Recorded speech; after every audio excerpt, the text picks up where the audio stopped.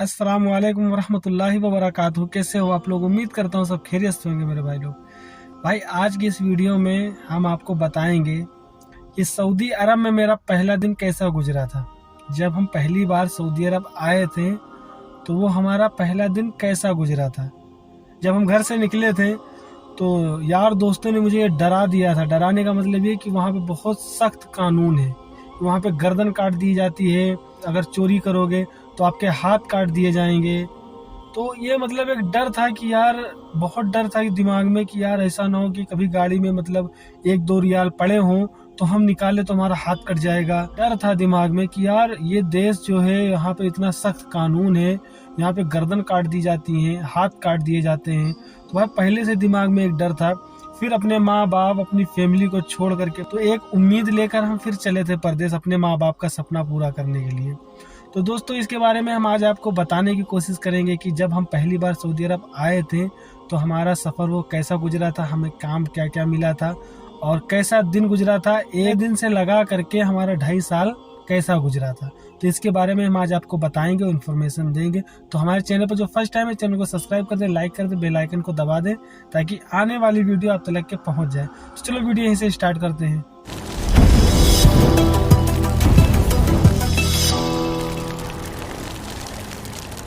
जब हम पहली बार सऊदी अरब आए थे तो यार एक सपना लेकर आए थे भाई हम कि हम जा रहे हैं भाई वहाँ पर हम पैसा कमाएंगे और हम भी अपने माँ बाप का सपना पूरा करेंगे। अपने भाई या बहन जो मतलब ख्वाहिश होगी भाई बहन की वो हम पूरा करेंगे इंशाल्लाह। और शादी भी करेंगे बहनों की भाइयों की, मतलब पूरी उम्मीद से हम आए थे कि अपना भी एक घर बनाएंगे, सुकून से रहेंगे और माँ बाप की सेवा करेंगे। तो ये मतलब हम सोच कर आए थे परदेश में पहला सफ़र जब हमने किया था, क्योंकि थोड़ा परेशान थे, घर से परेशान थे, गरीब थे, इसलिए हमने सोचा कि चलो चलते हैं अपना विदेश में कुछ पैसा कमाएंगे इंशाल्लाह। तो हमने फिर वहाँ से अपना मतलब पासपोर्ट बनवाया। पासपोर्ट बनवाने के बाद फिर अपना वीज़ा मंगवाया। वीज़ा मंगवाने के बाद फिर सारा स्टैम्प इमिग्रेशन जो प्रोसेस हुआ वो किया हमने किसी तरीके से उधार ले करके यार दोस्तों से, और ऐसे ऐसे करके फिर हम वहाँ से चल दिए। हमारी फ़्लाइट थी मुंबई से। मुंबई से जब हम आए हैं रियाद एयरपोर्ट पे, पहला सफ़र जब हमने किया रियाद एयरपोर्ट पे, तो यार यहाँ पर जब आने के बाद पहली बात तो ये देश अनजाना देश, अनजाने लोग, यहाँ पे अपना कोई नहीं। हमें अरबी नहीं आती, इंग्लिश नहीं आती, सिर्फ हिंदी आती है और देहाती आती है। तो यहाँ पे हिंदी देहाती चलती नहीं है, अरबी जानते हैं लोग, इंग्लिश जानते हैं। तो भाई जब हम एयरपोर्ट से बाहर निकले, अंदर आए, तभी उन लोगों को देखा हमने कि यार ये तो यार सफ़ेद कपड़े पहने हुए हैं, अरबी बोल रहे हैं। तो उस टाइम मुझे मतलब थोड़ा अजीब जैसा लगा कि यार मतलब चलो तो आए हैं अब अल्हम्दुलिल्लाह, उम्मीद अपनी हारेंगे नहीं, जो सपना लेकर आए हैं इंशाल्लाह पूरा करके ही जाएंगे। हमने ये सोच लिया था कि जो सपना लेकर आए हैं, कोई भी परेशानी हो, कोई भी दिक्कत हो, हम रुकेंगे, माँ बाप का सपना पूरा करेंगे दोस्तों। तो हमने फिर वहीं से अपनी जर्नी स्टार्ट किया।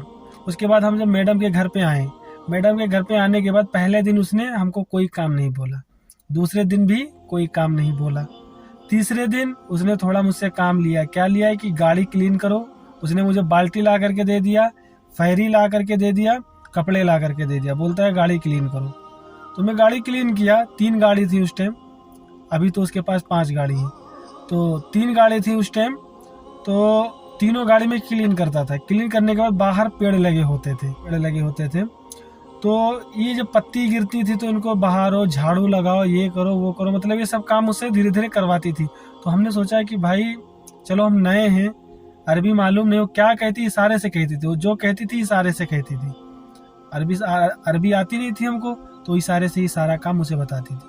तो डेली वो बोलती थी कि सुबह जो है क्लीन करना है, आपको गाड़ी क्लीन करना है, झाड़ू लगाना है और फिर घर क्लीन करना है।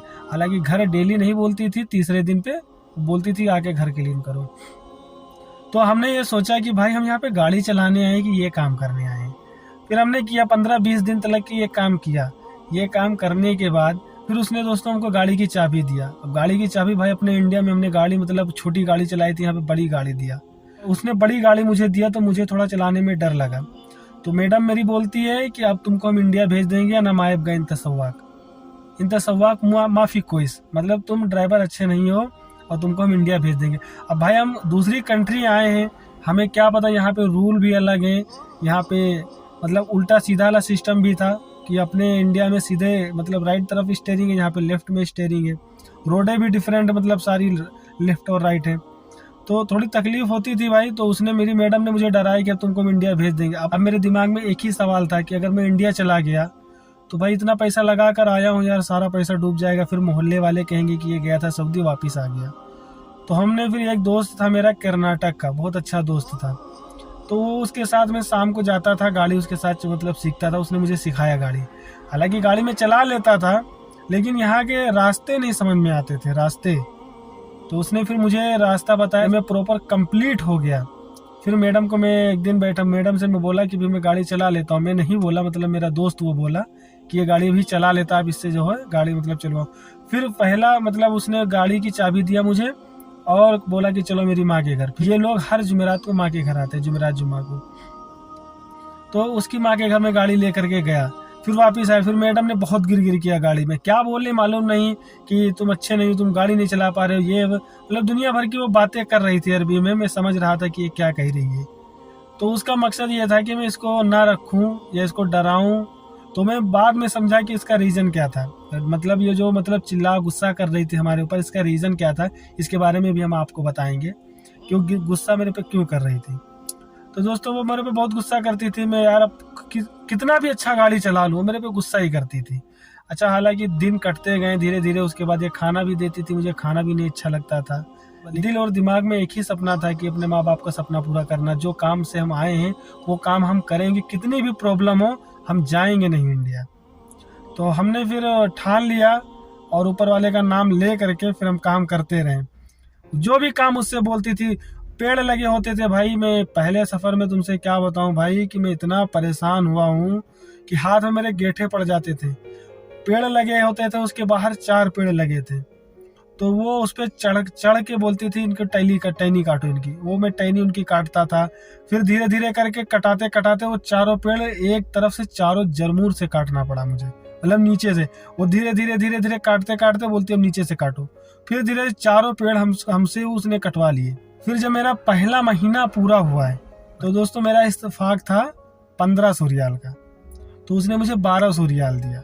मुझे 1200 रियाल दिया तो मैं बोला 1200 रियाल पे इत्तेफाक नहीं था। तो बोलती है मेरी मैडम अगर तुमको करना है करो, नहीं करना तो इंडिया चले जाओ।